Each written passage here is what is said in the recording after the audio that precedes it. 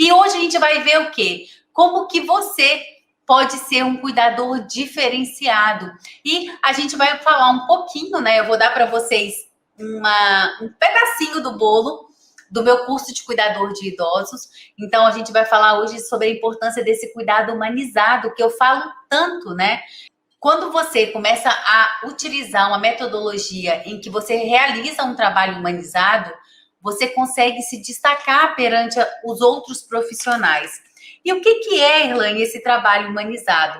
Esse trabalho humanizado, ele diz respeito, né, a práticas e recursos voltados para ampliação do relacionamento entre profissionais e cidadãos. Então, você, profissional, vai ter um olhar diferenciado por esse cidadão, seja ele idoso, adulto, a pessoa que precisar daquela assistência, ok? Você vai entender o sofrimento de quem está sendo atendido, né? Você vai pedir a sua opinião, vai entender principalmente os pontos chaves, né? Que levam aquela pessoa a estar naquela situação. Cada sujeito é um sujeito diferente, né? Então você vai tentar entender exatamente o que seu João sente, o que a dona Maria José sente, o que a dona Glória está sentindo naquele momento.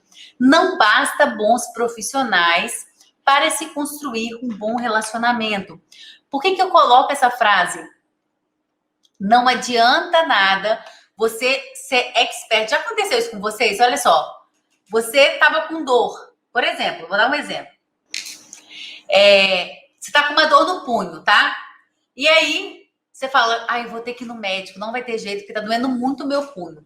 Aí você chega, espera 1 hora e meia na sala da recepção lá pro seu horário, né? Aí chegou a sua hora, chama Dona Fulana de Tal, Dona Renata Sebastiano.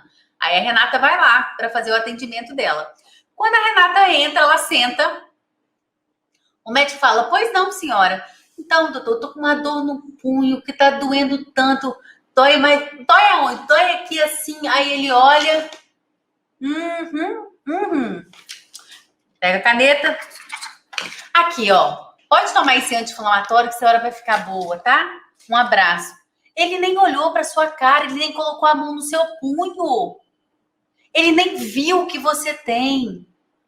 Não adianta ser médico, ser doutorado, PhD, não adianta ter um monte de estudo se não tem humanidade, se não tem carinho e zelo pelo outro, se não quer saber a real história daquela pessoa. Às vezes está doendo aqui, mas a dor maior está aqui. Ou, de repente, está aqui no coração. Então, é necessário que faça uma avaliação, uma anamnese boa para saber o que esse paciente tem. E você, cuidador, também vai fazer isso. Você vai conhecer seu paciente, vai saber o que ele tem. E por que surgiu esse tipo de trabalho? Falar de uma forma rápida, tá? Um hospital, o dono de um hospital de renome no Rio de Janeiro, ele tinha 2 hospitais. Um hospital para pessoas de nível AA e um hospital de nível C. Então, tudo que tinha de mais velho no hospital AA ia para o hospital C. Então, tudo que tinha de velho em um ia para o outro, ok? E o hospital AA era tudo de lindo, né? Várias orquídeas, alimentação top de linha, os aparelhos os mais novos e renovados, enfim. E aí, quando o paciente tinha alta daquele hospital, ele respondia lá, né? Aquela pesquisa de satisfação. E quando terminava essa pesquisa de satisfação, qual a conclusão, né? O médico pegava aquela caixinha, o dono do hospital, e a pesquisa de satisfação do hospital AA sempre era bom, regular, bom, regular, bom, regular. E do hospital C, que era o hospital pobre, A, B, um monte de A. Ele falou, gente, eu não tô entendendo nada, porque, tipo, onde eu coloco tudo de top de linha, tá ficando com, tipo, C e D, e aonde eu coloco as coisas que, tipo, não estão usando lá, eu levo para cá, né, que são as coisas mais velhas, né, uma coisa mais simplificada, eles dão nota A. E aí? E aí ele foi tentar entender o que estava acontecendo. E aí ele foi ver que o administrador do hospital C, que era funcionário dele, né, ele aplicava um trabalho de humanização naquele hospital. Então, ali naquele hospital não existia leito 1, 2, 3, 10, 20. Naquele hospital existia leito da Irlane Rezende, leito do Herman Carraro, leito da Maria Eduarda de Oliveira, enfim, tinham nome as pessoas. Não dava uma comida para todos os pacientes, se fazia alguns tipos de comida e perguntava ao paciente qual era o desejo dele. Perguntava para o paciente, entre, né, o enfermeiro, o técnico de enfermagem e o doente, o que ele desejava. Ia lá um psicólogo sempre conversar com ele. E aí, o que aquele médico percebeu? Meu Deus, esse é o diferencial. Não adianta eu ter trocentos leitos, né, de 1 a 300, o número, né, chama o fulano no leito tal, no quarto tal, não sei o quê. Isso faz com que seja mais frio um ambiente que já é frio. A comida que vai ser dada é a comida que vai ser dada. Não tem um zelo de perguntar para o paciente o que ele desejava. Naquele hospital C era um hospital pobre, não tinha muitas opções, né, de iguarias de comida, mas lá tinha uma hortinha, então toda comida ia ou com coração, ou com uma florzinha, ia com mimo para o paciente, e isso faz toda a diferença. Quando você chegava no quarto, na hora da internação, a toalha era em formato de coração. São pequenos detalhes que não têm custo que fazem a diferença. Entendem isso? Então, são pequenos cuidados que você pode ter com o seu idoso. Como que você arruma a mesa para o seu idoso?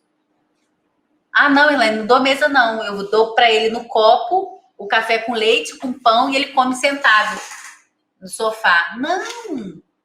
Arruma essa mesa, faz uma mesa posta bonitinha para ele. Né? Tenha zelo na hora de arrumar o prato desse paciente. Vai picar as frutas, pica a fruta bonitinha, coloca no prato bonita. Isso faz toda a diferença, abre o apetite da pessoa. E isso é um trabalho humanizado, gente. Então, percebeu-se, né, que o paciente não buscava só a solução do seu problema, ele buscava alívio e conforto pessoal. Já estava difícil para ele estar ali. Então, ele precisava desse aconchego, né? Assim, é preciso, né, considerar as necessidades existentes do paciente, atender com solidariedade e acalentar cada uma dessas pessoas. Nesse momento de coronavírus, as pessoas estão ficando isoladas e isso está trazendo grandes problemas psicológicos, né? Hoje, em um bate-papo meu com o Dr. Emerson, o Dr. Emerson falou isso. Elaine, o número de pessoas depressivas é altíssimo, porque esse isolamento está deixando as pessoas muito mal. Né? Então, é muito importante a gente se preocupar com isso. Até onde, né, você faz um trabalho humanizado ou não. E os pilares desse atendimento humanizado são a valorização do ser humano. Primeiro é o desejo do ser humano, depois é o resto. É claro que vão ter desejos que não tem como a gente realizar, mas a gente vai tentar, né? Cuidar e zelar pelo idoso, ouvir mais do que falar, né? Tentar entender o que ele está sentindo, o que ele está querendo. E, de repente, em algum momento, fazer um carinho nele, um carinho na mão, de repente, um carinho na cabeça. Se tiver liberdade, dar um abraço. Nesse momento, não estamos podendo abraçar nem beijar, né? Mas, enfim, tentar compreender, aconselhar esse idoso, né? Conversar com ele, respeitar as suas opiniões, suas queixas, as suas necessidades. Muitas vezes, gente, a gente às vezes acha que é frescura do paciente, mas só ele sabe o porquê dele sentir aquilo.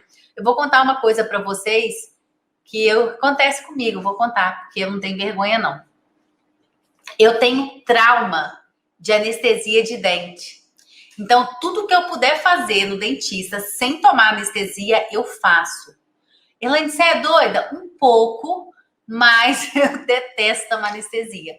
E se acaso eu tiver que tomar, por exemplo, eu estava com um problema no dente, eu fiz um implante, né? E eu precisava de tomar anestesia. E a gente foi tentando fazer essa anestesia o máximo que desse. E se acaso, no momento que eu vou ter que tomar anestesia, que não tem jeito, eu choro. Choro de cair lágrima, de cair muita lágrima. Me pergunta por quê? Eu não sei. Na verdade, eu acho que eu devo ter alguma trauma de criança, porque meus dentes, toda criança não arranca o dente assim, né? O meu dente tinha uma raiz muito grande, então eu tive que arrancar todos os dentes de leite no dentista. E era pelo SUS, imagina o carinho que eles tinham com a gente, né? Naquela época, quase que nada. Então arrancava de qualquer jeito. Eu acho que é isso, gente. Eu não sei, eu não sei falar o porquê. Eu só sei que eu não consigo. Quando eu olho aquela seringa, já me dá um negócio horrível e eu choro. O único dentista que eu vou é o meu primo, porque ele já sabe que se tiver que tomar, eu vou chorar. E aí ele pega na minha mão, tem paciência comigo, né, e tal. É ridículo isso? É ridículo isso. Mas eu sou assim. Entendem isso? Cada um... Gente, eu juro, eu tô contando se vocês estão me dando vontade de chorar. Cada um tem seus traumas, tem suas angústias, e a gente não sabe qual é o problema daquele idoso. Então é muito importante a gente respeitar a história daquela pessoa, né? Importante ter ética profissional, sabe? Eu falo isso sempre com vocês. Gente, existe uma coisa que chama honestidade, sabe? Ter ética. Eu posso entrar e sair em qualquer lugar, porque eu sei que eu sou benquista, porque eu faço um trabalho honesto com todas as pessoas. Horário do remédio, Herman. Então, é muito importante a gente se preocupar com esse trabalho sempre, né, de forma íntegra, de papel limpo, assim, sabe? Sem letras miúdas, sem escritinho no rodapé. Seja honesta aos seus princípios, sabe? Realize um tratamento individualizado, né? Eu vou tratar do seu João da forma que deve ser, da forma que seu João deseja. Eu vou tratar do seu Jurandir da forma que o seu Jurandir deseja. E assim por diante, cada um é um. Então a gente deve se preocupar com isso, né? Cuidar com empatia, atenção, acolhimento, né? O que é empatia? É se colocar no lugar do outro. Coloquei aí para vocês a imagem de um idoso cadeirante, né? Tentar entender, né, as dores, as angústias daquele idoso que está ali naquela cadeira para o resto da vida dele, muitas vezes. Então, a gente deve se preocupar com isso, né? Ter uma escuta atenta e diferenciada, um olhar sensível à questão humana, respeitar a intimidade, né, da pessoa, os problemas que ela tem, né, os traumas que ele tem, que eu comentei com você. Realizar uma comunicação eficiente. Tem idoso que é surdo, então você tem que falar sempre tentando olhar para ele poder fazer a leitura labial. Então, sempre que você for falar, tente falar de frente para o idoso, para ele ver você falando. Isso é muito importante. Às vezes você está lá atrás falando com o idoso e ele não está te ouvindo. Então, é importante você se preocupar, sim, em fazer essa leitura labial, tá? Passar confiança, segurança para esse idoso. Isso é muito importante, gente. Se o idoso confia em você, já é meio caminho andado. Né, Patrícia? Né, cuidadora Creuza, Ruth Fernandes. Isso é muito importante, tá? A gente se preocupar em realizar esse trabalho oferecendo segurança ao idoso. E aí, quando você está inseguro, o idoso percebe. E aí, ele não confia em você. Então, por isso que é importante você estar se qualificando, estudando, aprimorando, para que você tenha segurança no seu dia a dia. Ah, mas eu tenho uma prática. Não adianta ter prática e não ter conhecimento. Mostrei para vocês a manobra de Henry. Como é que você vai saber se você não tem conhecimento, não tem estudo, você não sabe praticar? Não tem como aprender isso na prática. Na prática a gente sabe, bate nas costas que desengasga, mas às vezes isso não vai resolver, ok? Sorria, seja simpática, né? Faça com o outro o que você gostaria que fizessem com você. Se preocupar sempre em estar cumprimentando, chamar a pessoa pelo nome, olhar nos olhos, né? Ter uma escuta, né, perceptiva, com atenção aos desejos daquela pessoa, perguntar o que ele deseja, de repente aparecer com uma surpresa para agradá-lo. Por que não, né? Todo mundo gosta de surpresa, a gente gosta, por que o idoso não vai querer, né? Transmitir confiança, segurança, né? E apoiar o paciente, né? Para que ele acredite em você. Isso é muito importante. Opa, peraí que foi errado. Atenção, né? Nunca discuta com o paciente. Quando você discute, quando você briga, quando você grita com ele, você perde a relação de confiança que você adquiriu com ele. Às vezes a gente demora uma vida inteira para conseguir aquilo, um ato, a gente perde tudo. Então, cuidado, né? Se você vê que você está ficando nervosa, tente se concentrar, né? Para você não perder o seu equilíbrio. Ou então, deixa o paciente deitado, né? Sai de perto um pouquinho, porque às vezes a gente fica nervosa, mas nunca, nunca, nunca, né? Obriga o paciente a nada, nunca brigue com o paciente, porque é muito importante a gente respeitar, né? Esse paciente. Sempre que você for fazer alguma coisa, explique para o paciente o que você vai fazer, por que você vai fazer, qual a intenção de realizar aquele trabalho. Isso é muito importante, porque ele vai entender o que está acontecendo. Então, isso facilita muito todo o processo do que for feito, né? E também a sua relação com o paciente se estreita, porque ele confia, porque você conta para ele o que está acontecendo, você é honesto com ele, né? Pedir sempre a opinião do idoso, se possível, né? E se for possível, fazer a vontade dele. E comemorar todas as conquistas, sejam pequenas ou sejam grandes, né? Porque, às vezes, para o idoso, principalmente o paciente que teve AVC, por exemplo, quando ele consegue abrir a mão, fazer isso, gente, são meses de fisioterapia para a gente conseguir isso, ó, só isso. Então, comemora com o paciente, porque isso que é tão pequeno para você, que graças a Deus não tem nada, para ele é uma vitória, né? E aí a gente deve, né, reforçar alguns cuidados, que é favorecer a memória afetiva desse paciente. Quando a gente faz esse trabalho humanizado, né, a gente consegue fazer com que a memória afetiva desse paciente fica mais linkado com a gente. Então, essa pessoa vai confiar mais em você, vai ter confiança, ela vai desejar ficar com você, né? Todas as vezes que precisar de fazer algum trabalho, ela vai desejar que você faça. Vai aumentar o elo entre você e o paciente.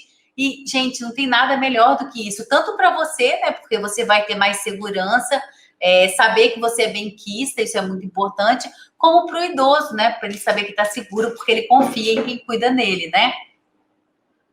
E isso tudo contribui para a eficácia do cuidado com o idoso. Quando o paciente ele se sente seguro, ele se sente bem tratado, isso melhora a eficácia do tratamento dele, da cura dele, né? Então, isso contribui muito para a cura desse paciente, né? E muitas pessoas podem estar falando assim, Elaine, mas isso tudo é muita coisa, e como é que eu vou guardar isso tudo? E aí eu quero falar para vocês que o que não te desafia, não te transforma. Por que eu falo isso, gente? Se você não se sentir desafiada para querer melhorar, para querer aprender, para querer aprimorar, opa, tem alguma coisa errada. Significa que você tá na sua zona de conforto, paradinha ali, ó, esperando, ó, o tempo passar. E não, você não deve ficar, ó, paradinho esperando o tempo passar, não. Você deve desejar sempre mais, desejar sempre se transformar em um profissional cada vez melhor. Não é isso, Fernanda? E aí, quando você se preocupou com toda aquela humanização que a gente acabou de ver, falando para o cuidador, para o idoso, né, se preocupar com o idoso, existe uma outra preocupação que a gente deve ter também, que é quem? Você. Você vai realizar um trabalho humanizado com esse idoso. Você familiar, né? Você cuidador familiar, vai cuidar de uma forma humanizada do seu ente querido. Você vai conseguir ter mais tranquilidade no seu trabalho, realizando esse trabalho humanizado. Vai conseguir ser diferenciado no mercado de trabalho. Você vai conseguir muito êxito com esse paciente, tá? Então, você vai conseguir com que ele faça muito mais as coisas que você deseja, porque às vezes ele é teimoso e não quer fazer. Muitos ganhos você vai ter com esse paciente, mas você não pode esquecer também de você, tá? É muito importante vocês não esquecerem de vocês. Gente, tanta mensagem correndo aqui, mas eu não tô conseguindo ler todas, porque já estão me mostrando um relógio aqui, ó. Mas depois eu juro que eu vou parar para poder ver todas, tá? Muito obrigada pelo carinho de vocês. E aí, ó, você cuidadora tem que ter o autocuidado, né? Que é de suma importância, você se preocupar com você. Porque, lembra a historinha que eu contei para vocês? Não tem como você dar o que você não tem. Então, esse autocuidado, né, na recuperação do desgaste emocional e físico do cuidador é de extrema importância. Porque é claro que você vai se desgastar, gente. A vida é corrida, né? A vida é estressante, tem trânsito, tem um monte de coisa que infelizmente atrapalham a gente no nosso dia a dia. E aí, o que a gente tem que fazer? Não tá acabando a aula ainda não, gente, ainda falta. É só porque se eu for ler todos os comentários, a gente não sai daqui hoje, tá? Tá acabando ainda não. Então, é muito importante que cada um de vocês se preocupem no dia a dia de vocês. O que vocês fazem para vocês também, né? Porque você vai ficar sobrecarregado, desgastado. Todo mundo fica. No trabalho de todo mundo tem estresse. Não é só o de cuidador, não. Qualquer um tem.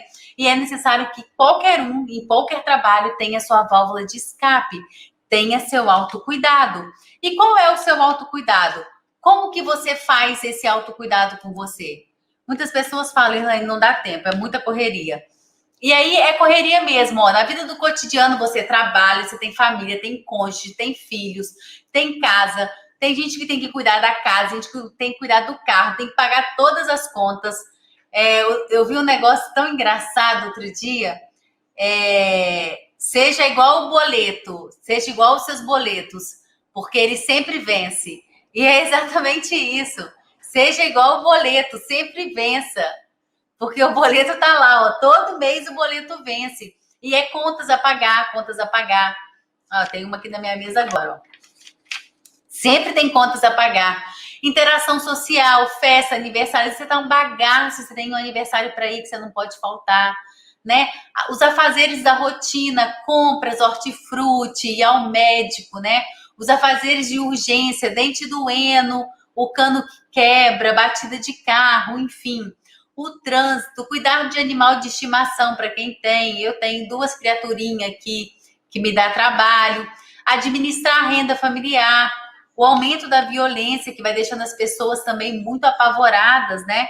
Isso tudo está na sua vida do cotidiano.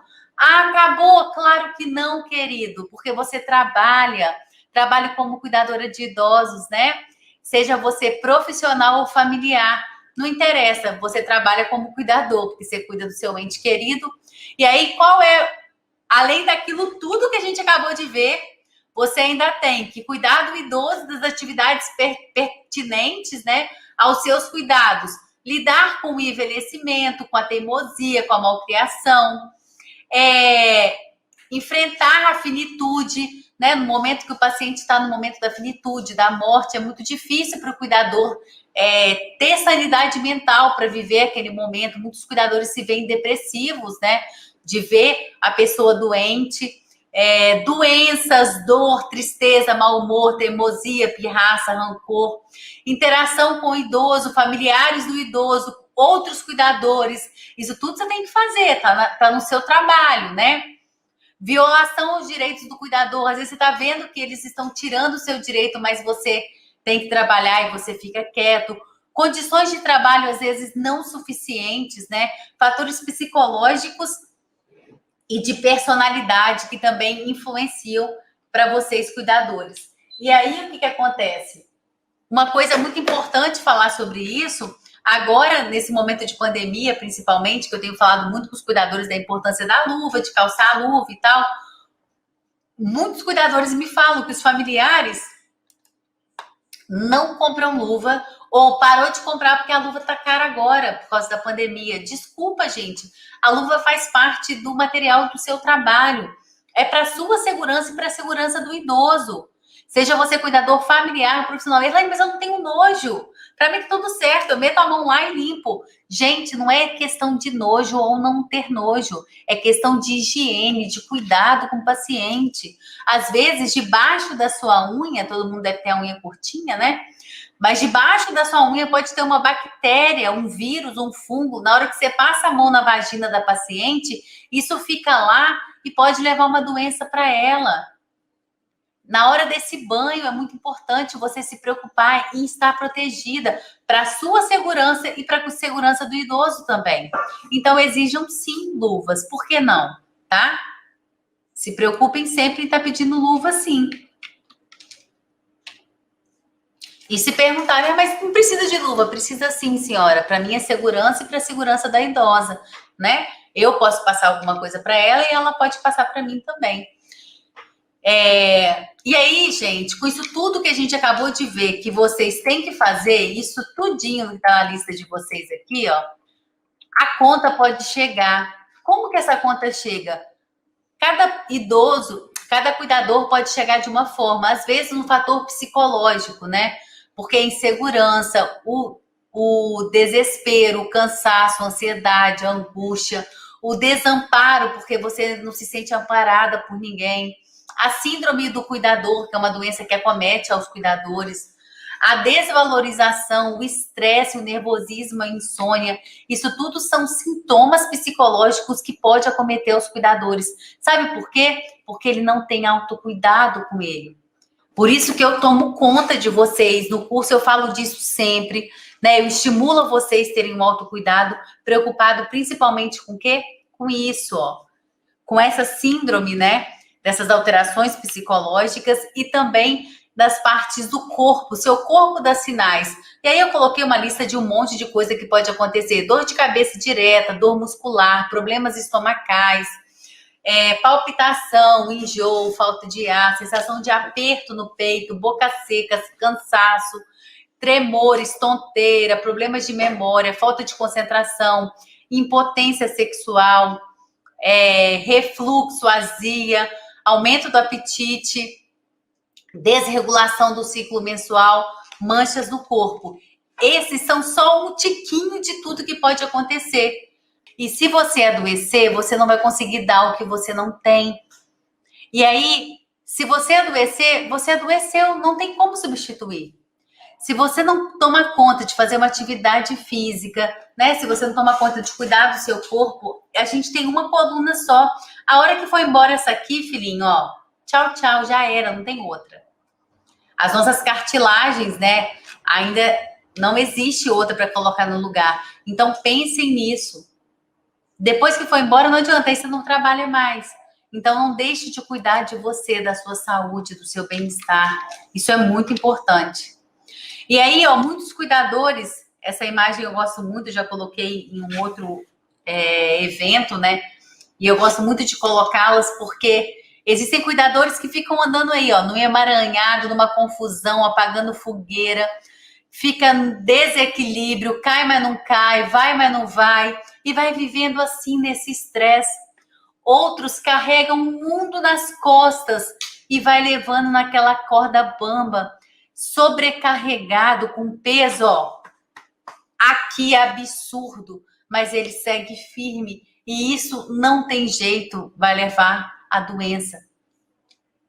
E aí, entre você andar numa corda bamba, caindo ou não caindo, andando com peso nas suas costas, andando literalmente ferindo os seus pés nessa caminhada, porque você não aguenta mais, eu falo para vocês com toda a certeza do mundo. Caminhe pelo estudo, pelo conhecimento. Caminhe por uma forma que vai te dar segurança, onde você vai saber onde você está pisando, onde você vai saber aonde você quer chegar. E aí, queridos, não tem para ninguém. Você consegue brincar na corda bamba. Você abaixa, levanta, salta, dança. Sabe por quê? Porque você tem conhecimento, né? Invencível é aquele que tem acesso à sabedoria. Guardem isso, gente. Invencível é aquele que tem acesso à sabedoria. E vocês têm acesso a essa sabedoria. Nós estamos aqui hoje, nesse momento, adquirindo a sabedoria. E ó, um golinho de cada vez, tá? A gente bebe muita sabedoria, é um golinho de cada vez. Então, é muito importante vocês pensarem sobre isso, tá? Um super beijo, pessoal. Fiquem com Deus. Boa noite. Muito obrigado por me deixarem entrar na casa de vocês. Humildemente, eu agradeço a cada um de vocês, na residência de vocês. Se eu pudesse, eu juro que eu ia aí dar um abraço e falar meu muito obrigada por vocês me deixarem entrar na casa de vocês, no trabalho de vocês, por vocês me receberem, tá? E muito obrigada por estarem aqui comigo, me fazendo companhia. Do fundo do meu coração, muito obrigada mesmo, tá?